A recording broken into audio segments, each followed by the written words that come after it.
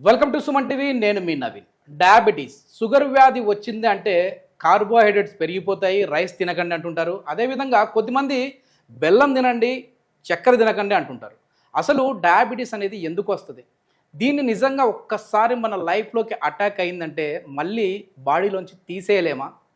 కొద్దిమంది ఏమో అలోపతిలో తగ్గదు, హోమియోపతిలోనే తగ్గుతుంది, లేదు హోమియో కంటే ఆయుర్వేదంలో తగ్గుతుంది, లేదు యునానీలో తగ్గుతుంది కొద్దిమంది అంటారు. అసలు ఏ వైద్య విధానం నమ్మాలి? సో దీని గురించి డిస్కస్ చేద్దాం. ఇప్పుడు మనతో ఉన్నారు celebrity homeopathy expert doctor Chetan Raju garu. Hi sir, నమస్తే అండి. నమస్తే సార్. సార్, ఫస్ట్ థింగ్ ఏంటంటే, ఈ డయాబెటీస్తో బాధపడే వాళ్ళు ఎవరైనా ఉంటే ఈ వీడియో చూసి కాల్ చేశారంటే ఫ్రీ కన్సల్టేషన్తోనే మనం వాళ్ళకి ట్రీట్ చేద్దాము. అంటే ఎట్లాంటి వైద్య విధానాలు ఉన్నాయి, ఎట్లా వాళ్ళని తగ్గించుకోవచ్చు అనేది అయితే ఒక గైడ్ చేద్దామని చెప్పేసి అన్నారు. ఫస్ట్ థింగ్ అదంతా ఓకే, దానికైతే స్పెషల్లీ థ్యాంక్స్ అండి. కానీ హోమియోపతిలో అసలు ఎట్లా తగ్గుతుంది సార్? ఎందుకంటే అలోపతి వాళ్ళు చెప్తున్నారు ఇది ఒక లైఫ్ స్టైల్ డిజార్డరు, మీ లైఫ్ స్టైల్ని మార్చుకోవాలి, అదేవిధంగా కొన్ని రకాల మందులు వాడితే ఇది లైఫ్ లాంగ్ కంటిన్యూ చేయాలంటుంటారు. మీరేంటి, ఎట్లా తగ్గిస్తారు ఇది? వేరే వాళ్ళు ఏమంటున్నారు అంటే ఇది ఒక్కసారి వస్తే తగ్గదు, సరే తగ్గకపోతే సరే, కానీ కంట్రోల్ అయితే కావాలి కదా.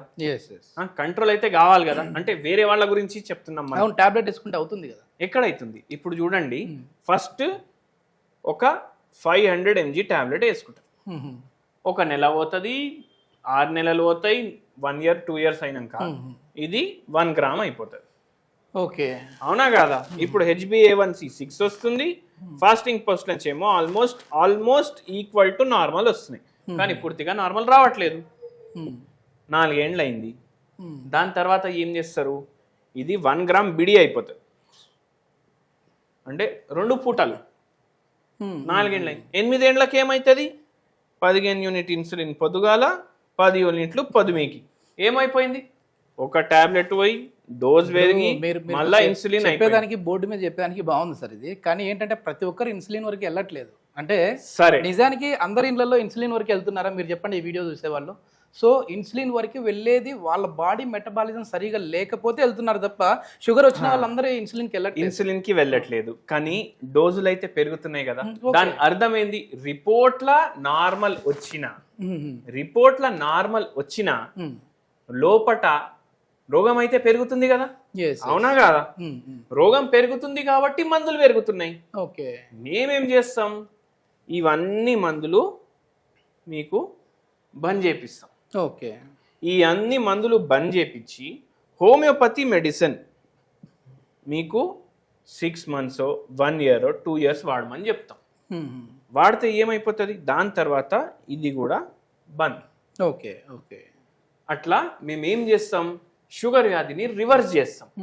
ఇది రివర్స్ అని నేను ఎట్లా చెప్తున్నా? నేను మందు ఇచ్చింది టైంకి వేసుకోవాలి, ఓకే, నేను చెప్పినట్టు చేయాలి. అట్లా చేస్తే మనకు షుగర్ వ్యాధి అనేది రివర్స్ అవుతుంది. నేను అడ్డం తింటా, దొడ్డం తింటా, ఇవన్నీ తింటా, చిరుదండీలు తింటా, బిర్యానీలు తింటా, అన్ని తింటా, నాకు షుగర్ వ్యాధి తగ్గాలంటే తగ్గదు. ఓకే, రైస్ తినచ్చా అండి? రైస్ తినండి, దోశలు తినండి, ఇడ్లీలు తినండి, తగ్గుతుంది షుగర్ వ్యాధి. కానీ దానికి ఒక మార్గం ఉంటుంది, దానికి ఒక రకం ఉంటుంది. ఇప్పుడు ఇంగ్లీష్ మందుల్లో తగ్గని షుగరు హోమియోపతిలో ఎట్లా తగ్గుతా ఉంది, ఎట్లా తగ్గిస్తా ఉన్నారు? ఏంటి ఆ మ్యాజిక్? మ్యాజిక్ ఏంది అంటే, ఇప్పుడు చూడండి, అందరికీ ఒక అపోహం ఉంది. ఏమనేసి? మన బాడీలో ఇన్సులిన్ ఇప్పుడు ప్రొడక్షన్ ఆగిపోయింది.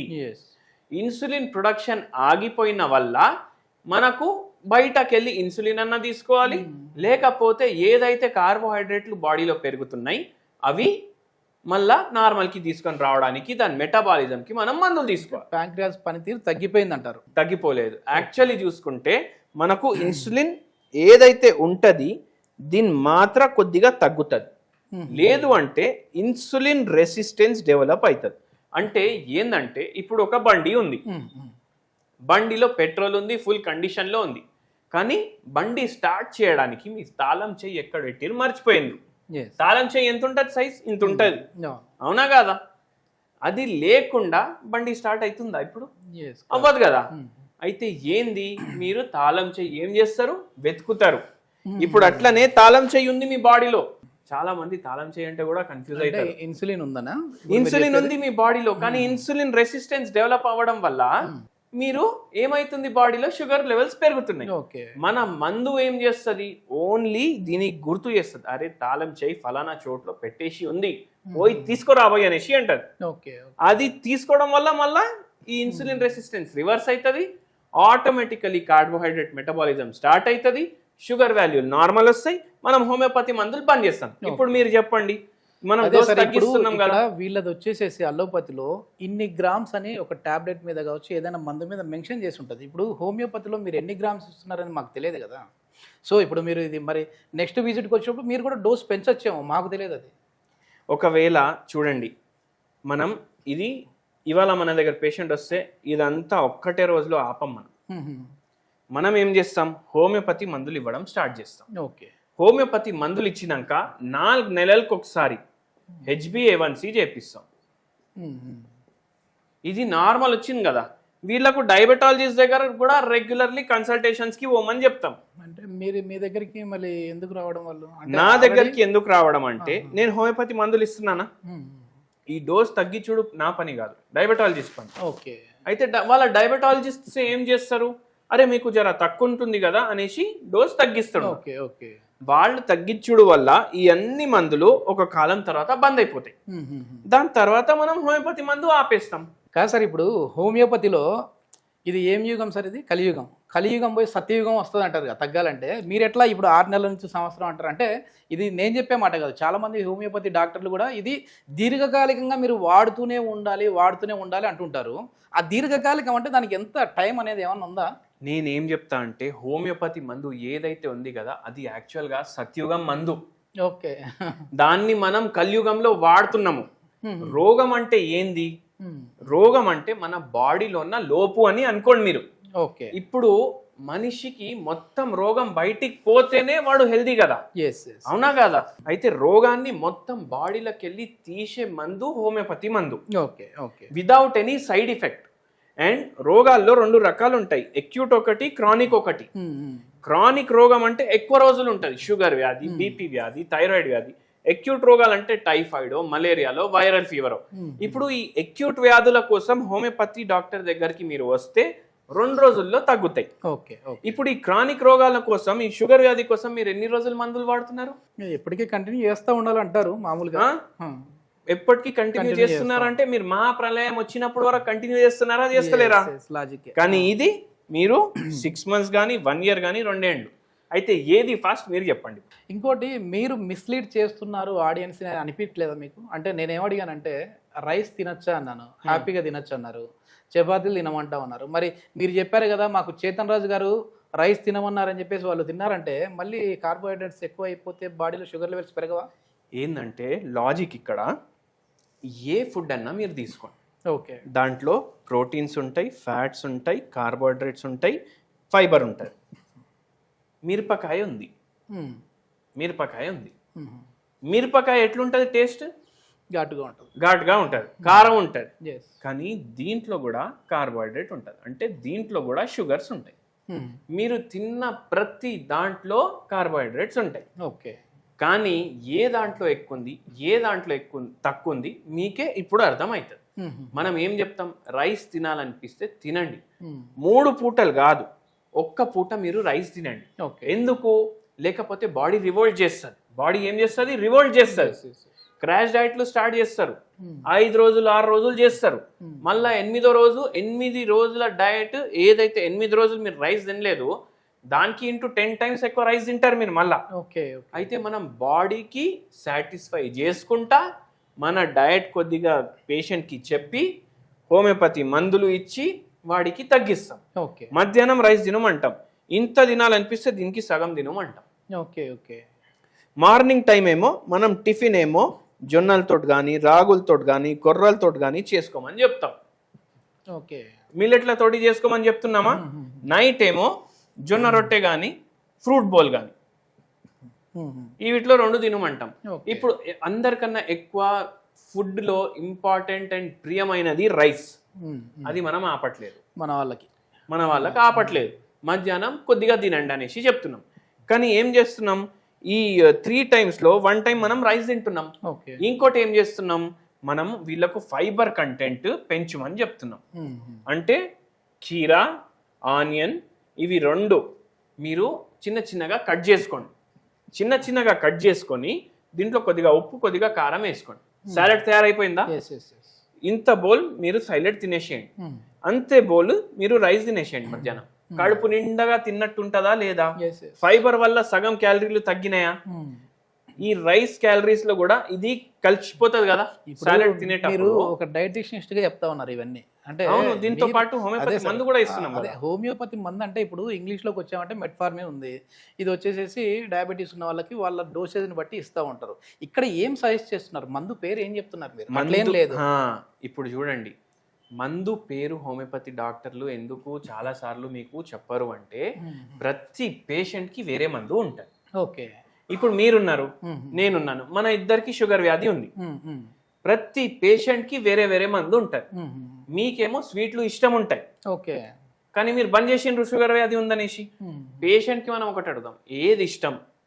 ఇప్పుడు నేను స్వీట్లు తింటలేను, షుగర్. ఇప్పుడు షుగర్ వ్యాధి లేదు, బీపీ లేదు, థైరాయిడ్ లేదు, ఏం లేదు. మీకు తినాలనిపిస్తే ఏం తింటారు? స్వీట్లు తింటా అంటారు.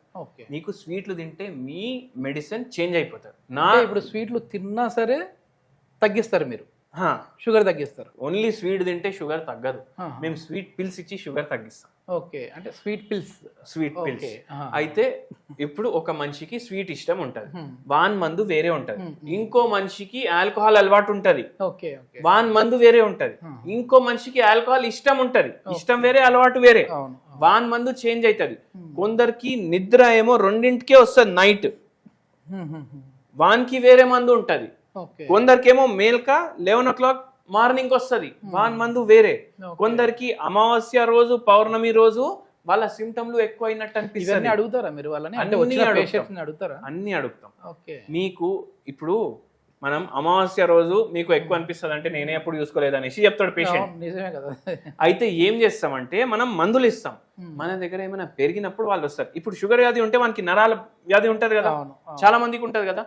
వాళ్ళు అమావాస్య రోజు, పౌర్ణమి రోజు అబ్జర్వ్ చేస్తాం, వస్తుండా అరే ఇవాళ పెరిగినాయి అనేసి. అంటే ఏంది, వానికి అమావాస్య రోజు పెరుగుతుంది కదా. ఇప్పుడు అన్ని సైంటిఫికే ఇవి, and proven by science. Homeopathy is a system proven by science. ఇప్పుడు సైన్స్ వాళ్ళే చెప్తున్నారు హోమియోపతి పనిచేస్తుంది అనేసి. మన రీసెర్చ్ ఉంది, ఎన్నో జర్నల్స్ లో పబ్లిష్ అయినవి ఉన్నాయి. అయితే ఇవన్నీ ఏం ప్రూవ్ చేస్తున్నాయి? హోమియోపతి పనిచేస్తుంది, మందులతోటి మనం తగ్గిస్తున్నాం. ఇవన్నీ చూసి మళ్ళీ ఆ మందు షుగర్ వ్యాధికి పనిచేయాలి, వానికి నరాల ప్రాబ్లం ఉంటే పనిచేయాలి, షుగర్ వల్ల కిడ్నీలు డ్యామేజ్ అయినాయి అంటే దాని మీద పనిచేయాలి. ఇవన్నీ చూసుకొని మనం మందు ఇస్తే షుగర్ వ్యాధి రివర్స్ అవుతుంది. ఓకే, ఇప్పుడు డయాబెటిక్స్ వల్ల కూడా మళ్ళీ నరాల బలహీనతలు వస్తూ ఉంటాయి కదా, డయాబెటిక్ న్యూరోపతి అని అంటూ ఉంటారు. అదేవిధంగా రెటినోపతి, మెయిన్ కంటికి కూడా సమస్యలు వస్తూ ఉంటాయి. సో ఈ మధ్యకాలంలో చూస్తూ ఉంటే మామూలుగా ఈ డయాబెటీస్ అటాక్ అయిన వాళ్ళలో సంతానం లేని సమస్యలు కూడా చూస్తాను. అంటే ఈ డయాబెటీస్ వల్ల వచ్చే ఇతరత్ర జబ్బులు కూడా తగ్గిస్తారా, లేదంటే డయాబెటీస్ ఒక్కటి తగ్గితే ఇవన్నీ తగ్గుతాయి ఎలాంటి అంటారు? ఇప్పుడు రూట్ కాజ్ మనం తగ్గిస్తే దాంతో వచ్చిన ప్రాబ్లంలు కూడా ఎన్నోసార్లు తగ్గుతాయి. కానీ మీరు ఒకటి పాయింట్ అన్నారు, ఇప్పుడు ఏంది? ఇప్పుడు శుక్ర కణాలు తగ్గిపోయినాయి పేషెంట్ కి డయాబెటీస్ ఉండడం వల్ల.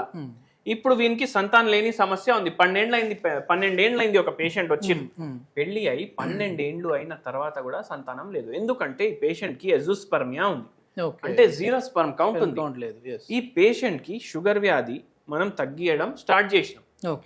మనం ఏం చెప్పినాం, ఒక 1.5 years to 2 years పడుతుంది మీకు, మళ్ళీ అప్పుడు వరకు పిల్లలు పుట్టరా సార్ అనేసి అడిగారు. మనం చెప్పింది అన్ని పాటించండి, మందులు టైంకి వేసుకోండి. ఇప్పుడు 2 నెలలకి మందులు ఇస్తే 2 నెలల తర్వాత పేషెంట్ రావాలి. 2 నెలలకి కాకుండా వాడు 4 నెలలకి వస్తాడు. సార్ నిన్ననే మందులు అయిపోయినాయి అంటారు. అంటే ఏంది, సగం డోజే వేసుకున్నాడు ఆయన. 2 నెలల మందు 2 నెలల్లో ఖతం అవుతుంది, కానీ ఆయన 4 నెలలు వాడింది. ఎట్లా మనకు రిజల్ట్ వస్తుంది? అవునా కదా. 2 నెలలు ఇట్లా కంటిన్యూ వాడుకుంటా ఈ పేషెంట్ కి మనం ట్రీట్మెంట్ స్టార్ట్ చేసినాం. ఇంకా పూర్తిగా షుగర్ వ్యాధి తగ్గలేదు, పూర్తిగా షుగర్ వ్యాధి తగ్గలేదు, కానీ ఆ పేషెంట్ కి 6 నెలల్లో ప్రెగ్నెన్సీ వచ్చేసింది వాళ్ళ వైఫ్ కి. స్పర్మ్ కౌంట్ పెరిగింది. మనం కంట్రోల్ చేసుకుంటా రోగాన్ని తగ్గిస్తాం. మొత్తానికి హోమియోపతిలో అయితే డయాబెటీస్ కి మిరాకిల్ చేయొచ్చు అంటారు. ఏది మిరాకల్ కాదు సార్, అది మందుకి తగ్గుతుందంటే అది మిరాకలే కాదు. ఇది మొత్తం మీద ఏంటంటే చాలా వరకు కూడా అలోపతిలో అయితే లైఫ్ లాంగ్ సరే మనం ఈ మందులు వాడుతూనే ఉండాలి, కానీ హోమియోపతిలో మాత్రం ఒక టైం పీరియడ్ అనేది ఉంటుంది. ఇది 6 నెలల బాడీ తత్వాన్ని బట్టి సంవత్సరమా సంవత్సరంన్నరన, సో ఒక టైం పీరియడ్ అనేది ఉంటుంది. వాళ్ళకు వచ్చే కళల్ని బేస్ చేసుకొని కూడా మేము మందులు ఇస్తామని చెప్పేసి చేతన్ రాజు గారు చెప్తా ఉన్నారు. సో హోమియోపతిలో అయితే ఎన్నో అద్భుతాలు అయితే చేయొచ్చు అని చెప్పేసి అంటా ఉన్నారు.